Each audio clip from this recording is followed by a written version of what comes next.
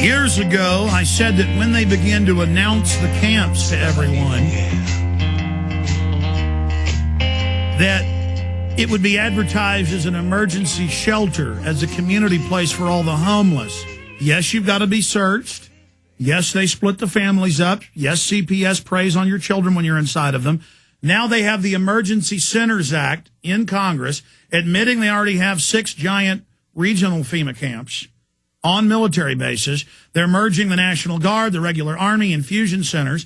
And here's an article.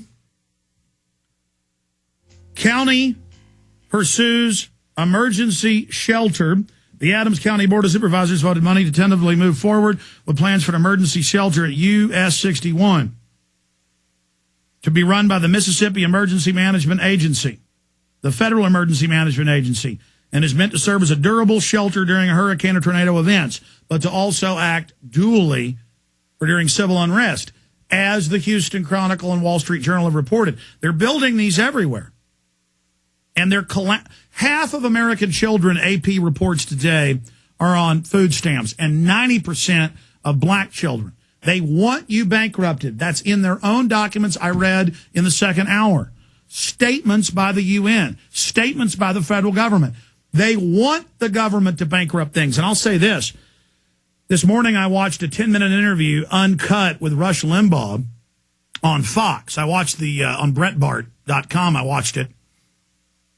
And Limbaugh told the truth. He said Obama wants to destroy the economy by design so the government can take over. And they want 1/6, not 1/7. It is more like 1/6, closer to 20%, 1/5. It's like 1/5 and a half, if you want to get technical, of the economy to take over every facet of your lives, to take over and regulate everything. And the bill says that. And the bill's got the death penalties, panels, and it's got the forced compulsory insurance.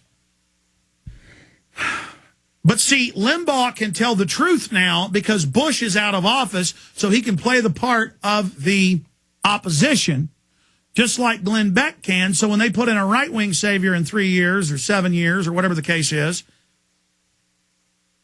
people will think the Republicans are going to save them. And we hear about the soul of the Republican Party, and everywhere the mantra, Republicans better get mainline and better compromise or they're going to lose. No, Republicans had better become libertarian and constitutionalist, and every poll shows Hispanics, blacks, whites, Asians would vote for them in droves.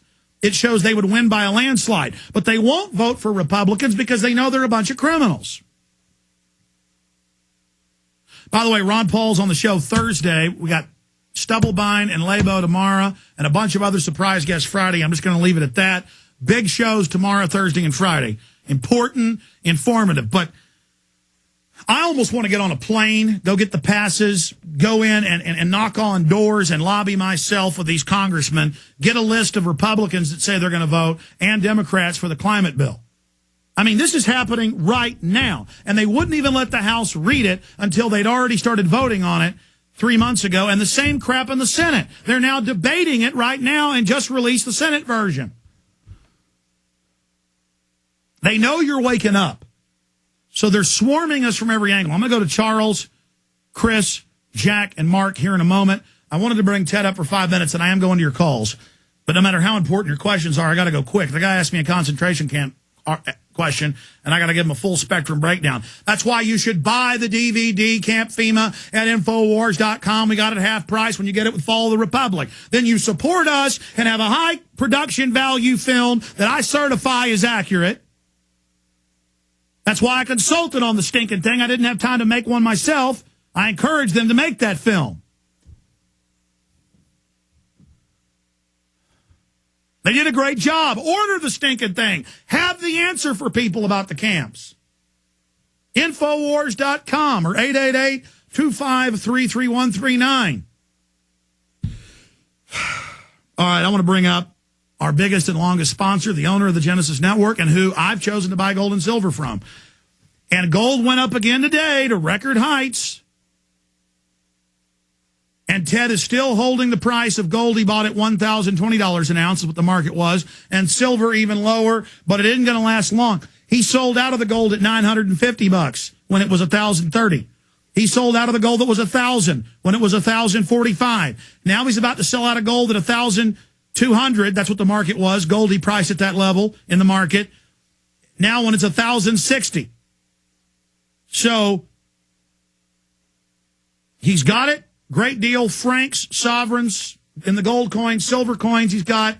But they won't be here long at this price. Ted Anderson, good to have you here with us. Yeah, nice to have me up again, or be up with you again, Alex. I got to tell you, what an awesome day in gold. It was this time the Indian people that pushed the gold up to where it is today. It has been China. I mean, every time we go to sleep, gold takes this big spike, but it happened actually in the New York market today, and it was driven by the Indian people, and gold right now just touched just underneath $1,090 an ounce, which means that $1,100 an ounce gold is just a whisker away, and we're gonna. I believe in all my heart and soul that that's going to happen. Well, this is exactly what Bob Chapman has been calling by the numbers. He said it would go up to 1,060, back down to 130. Then next it would find its footing at 1,080 plus. Then he said it would go down to 160. Then it'll go, and once it goes over 1,100, that's a psychological barrier again. The sky's then the limit. Regardless, it's real. It's a precious metal. You got an insanely good deal on it. Folks are insane. You're selling gold that you bought in the market when it was almost $70 under. Right now, gold is at $1,085.10 an ounce. It went to 1,089 and change just an hour ago. Ladies and gentlemen, this is a time machine. You get to get in a time machine, go back to the prices over a month ago, but some of you probably won't. You can buy one coin. You can buy 1,000 coins. Ted has got it right now for delivery to you. Ted, tell us what you got. Well, again, Alex, I was on your show just yesterday, and we're talking about the francs at 236, and the British sovereign was at 291. Gold has gone up over $30 an ounce today, and I have the same gold at the same price. And I am just grateful to the Federal Reserve System and the central banks of the world for depressing the prices of gold down to that 1,020 area so I could buy it. But guess what? They lost the battle again, and now gold is up almost at $1,100 an ounce, and I just can't say it enough. That is a fabulous buy. And I was also able to get myself locked back into some more of those walking liberties at $869, and that is just oh man, I can't tell you, that's a great price. And at this particular time in the marketplace, compare it to the Federal Reserve note. I mean, you just can't beat it. I don't know how people can see that staying in paper is a better idea than having a piece of gold that actually takes human labor to pull out of the ground. Well, Ted, Citibank, as you know, declared for bankruptcy yesterday. What was the third largest bank? They're consolidating. Have you read the McClatchy newspaper's syndicated analysis, 10-page report, how Goldman secretly bet on the U.S. housing crash to consolidate the market and bring down Bear Stearns? That's what our guest a year ago said they were doing and said it was criminal. Max Kaiser, Gerald Solente, Bob Chapman, Professor Black. There needs to be indictments. Why can't we just finally, this is what's getting me in hot water. That's why they're after me, because I know the silver bullet. Arrest these bastards. It could all end. It could all stop. It's a bunch of Madoff criminals, a bunch of Ken Lay types. Ken Lay wrote the Al Gore carbon tax 12 years ago. I mean, Ted, it's like Groundhog Day. We keep waking up to the same nightmare as it gets worse. We need to identify, well, that's another issue. The point here is, Ted, my God, Ted, how high is gold going to go?